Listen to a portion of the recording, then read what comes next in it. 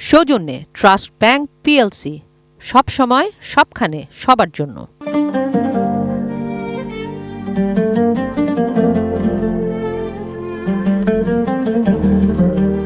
নবীজির জীবনী।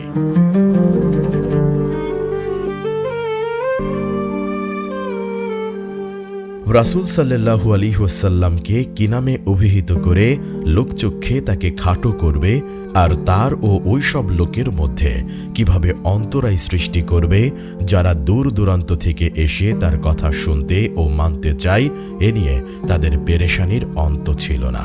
এ নিয়ে চিন্তাভাবনার উদ্দেশ্যে ওয়ালিদ ইবনে মুগিরার বাড়িতে তাদের একটি বৈঠক বসল। মুগিরা ছিল তাদের মধ্যে বয়োজ্যেষ্ঠ ব্যক্তি।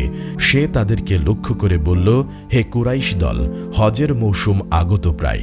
আরবদের প্রতিনিধি দল সমূহ এসে তোমাদেরকে তার ব্যাপারে জিজ্ঞেস করবে, কেননা তারা তোমাদের ওই লোকটির কথা শুনেছে। তোমরা তার ব্যাপারে একটি সমবেত সিদ্ধান্তে উপনীত হও। পরস্পর বিরোধী মতামত ব্যক্ত করে একজন অপরজনের বক্তব্যকে মিথ্যা প্রতিপন্ন করো না, যাতে একের কথার দ্বারা অপরের কথাটি খণ্ডিত বা বাতিল হয়ে যায়। এ নিয়ে তাদের মধ্যে দীর্ঘক্ষণ পর্যন্ত আলোচনা ও বাদানুবাদ হল, কিন্তু তাদের কারো প্রস্তাবেই ওয়ালিদ সায় দিল না। সে তাদের প্রত্যেকের মতকেই খণ্ডন করল। তখন তারা সকলে তাকেই যথার্থ পথ বাতলে দিতে অনুরোধ করে বলল, তাহলে আপনি কি বলেন হে আবু আবদে শামস? ওয়ালিদ তখন তার সুচিন্তিত অভিমত ব্যক্ত করল এভাবে, আমার মতে তোমাদের সর্বোত্তম কথাটি হবে, লোকটি একটা ঝানু জাদুকর। সে জানিয়ে এসেছে তা জাদু বই কিছু নয়।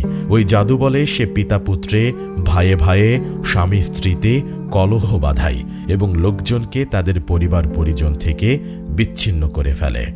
তারপর সেদিনের মতো তার ওই পরামর্শ নিয়েই লোকজন যার যার পথে চলে গেল।